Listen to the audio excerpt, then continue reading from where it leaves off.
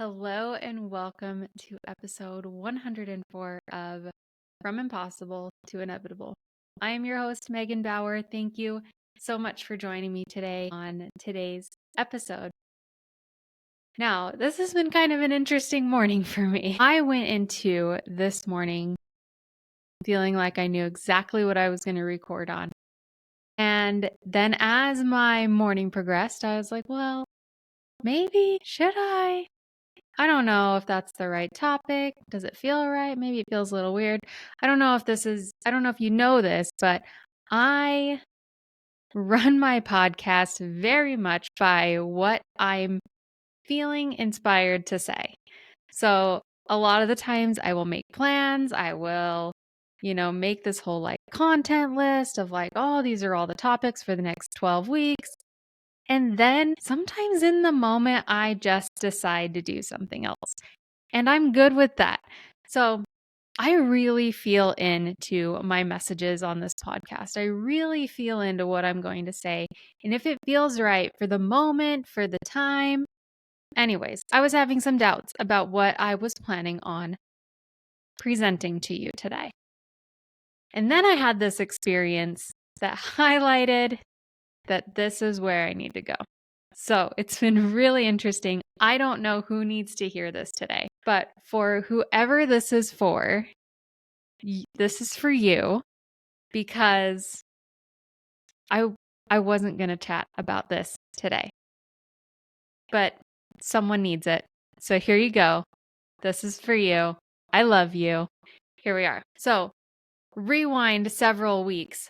I was planning this thing with some friends and I sent out an invitation to a few friends about something I was really excited about. Let's go do this. This will be really fun. And I got a few responses back really fast, really excited. One friend it just says read on her text message. No response, no excitement, no nothing. And so immediately I start to doubt. Well, what was this the wrong thing? Did I forget something? Is something going on in her life that this isn't a good time? I started to doubt myself. And then I started, the longer it went from a response, the more I was like, is she mad at me? Did I do something? Did I forget something? Did I miss something? I just start telling stories in my head. Now, mind you, the cold facts were she saw my message. There was a read receipt on it. And that was it. That was it. There was no anything else. So I stopped my frantic negative storytelling and I was like, okay, this is getting out of hand because now my emotions are getting dragged down. My energy is getting dragged down. And this is not productive. This isn't even helpful. I don't even like how this feels. And it's not even true. It's not even necessarily true. Maybe my friend was mad at me, but it wasn't even necessarily true. And so I stopped for a second and I was like, okay, how about we go with this? She was driving. My text message came up while she was at a stoplight. She looked at it. I got the read receipt. The light changed. She went to the grocery store, picked up her kids, all of this stuff. Her day just moved on. And she didn't respond because she was busy. Doesn't that feel better? It could be just as true. It could be just as true. And so I made up a different story. Yes, I still made up a story to help me get through the moment. But the difference is that my initial stories were all negative and what did I do wrong? And why is she mad at me? And all of this. And then when I consciously crafted a story, it was so much more in a beneficial light to both her and myself. I didn't do anything wrong that I know of. And she might not be mad. She's busy. She's got things to do. And it's okay that she didn't respond immediately. It's okay that she saw it and was continued on with whatever she was doing. Here's my point with this story is that we tell ourselves stories all the time. All day long, we tell ourselves stories about what things mean. And sometimes our stories are negative. And we get to choose to craft a positive story to replace the negative story. So, if you're driving down the highway, someone cuts you off, you automatically, it's like that jerk. I can't believe how inconsiderate, blah, blah, blah. I'm really bad at this when I'm the one driving, but when I'm the passenger, I can very easily be like, "Oh, what if his kid just fell at the playground and broke her leg and he's trying to get there super fast? What if there's a pregnant lady in the car going into labor? Like, what if I can come up with all of these stories that feel better, that if that was the truth, you'd be like, "Oh, okay, yeah, totally. Yeah, go. Yeah, like go. Really." But we don't know why the person cut you off. We don't know if they're having a bad day, if they don't really care, or if they have something overriding them that they are just like, "Sorry, this is way more important than not cutting you off, so I'm going to go do this." Either way, we're telling ourselves a story. We can do this about ourselves too. We can do this about like you forget something and you can make I am just so forgetful and I'm a terrible person because I'm always forgetting stuff, blah, blah, blah, blah. Instead of, yeah, I forgot that one thing. I was thinking about this, this, and this, and that one slipped. It happens to everyone all the time, right? Things don't have a meaning unless you assign a meaning to them. So just like my friend with the read receipt and no response, that is neutral. It's neutral. Maybe she had to check her calendar. Maybe she had to talk to her husband. Maybe she had to whatever. But the fact that, like, the bare facts aren't negative. My spinning out negative story was all on me. That brings us to point number 2. People are going to have stories about you. You're going to do something. Maybe you accidentally cut someone off in traffic. You're like, "Oh my gosh, I truly did not even see you."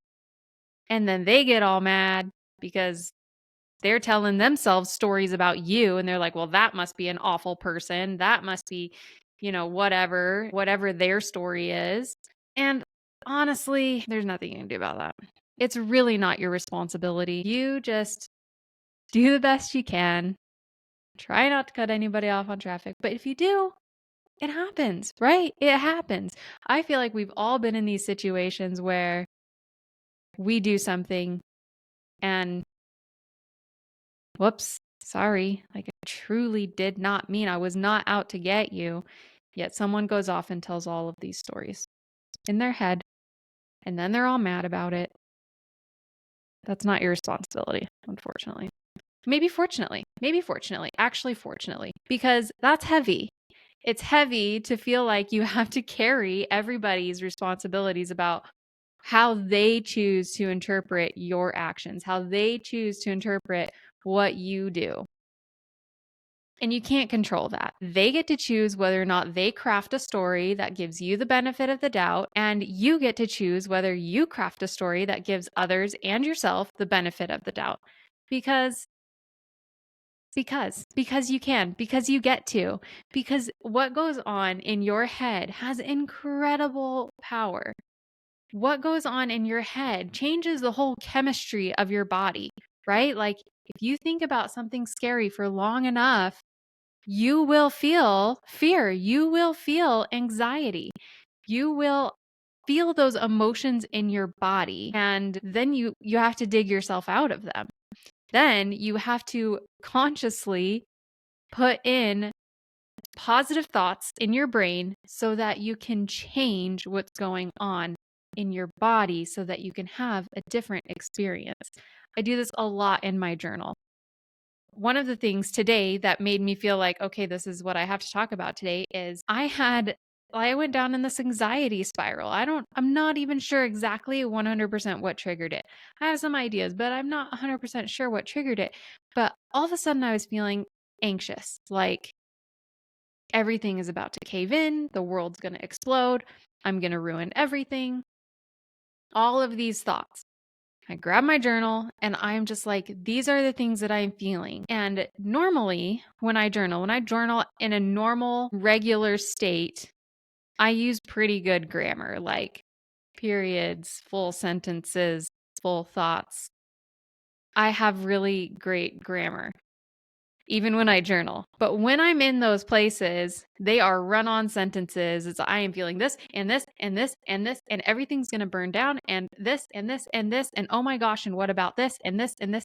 And they are run on sentences because I'm trying to get it all out as fast as possible so that I can look at it and I can be like, what is even happening right now? Right? So you can take your journal and you can write down all your crazy thoughts, all your crazy stories, and you can look at it and be like, do I know for 100% fact that this is true? Really, most of the time, you don't know for 100% fact that it's true.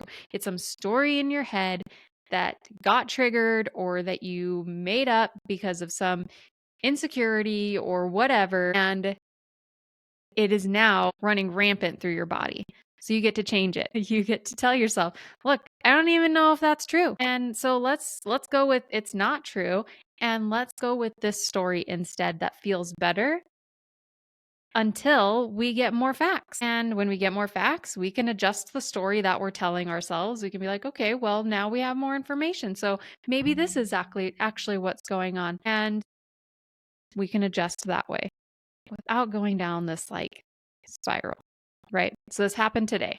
I went down the spiral and I was just like, what in the world?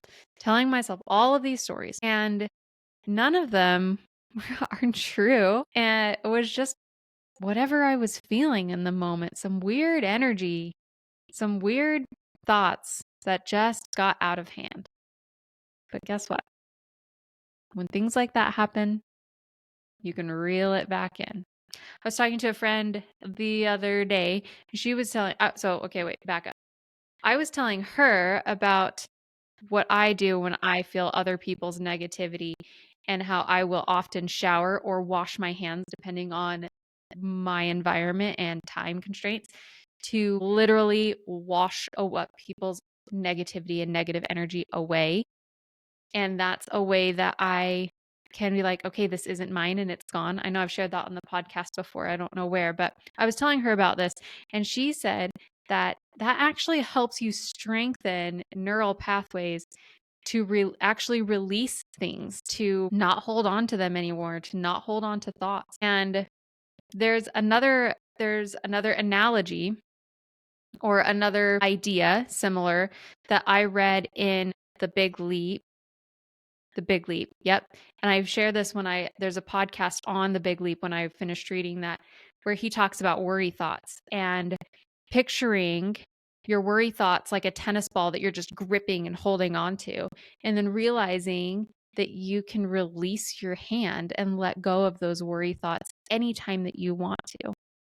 So I want you to think about these kinds of physical analogies when you are in these negative storytelling, how you can rewrite a new story. And maybe that you do just that. You grab a journal like I do and you literally rewrite the story into something more positive, something that feels better. It doesn't have to go from like -5 to 50. If you can just make it feel a little bit better, you'll make yourself feel a little bit better, especially when the actual facts are so neutral. You're just like, I don't even know why I went down a negative spiral with a read receipt and no excitement. I'm excited. I wanted you to be excited. Now I feel like you're not excited, but I don't know that you're not excited. I just know you didn't respond. Right? Right. Okay. I hope that was good. For whoever out there it was for, I love you. You're telling crazy stories and you need to knock it off. Okay? If that's for you, take it to heart. Get a journal.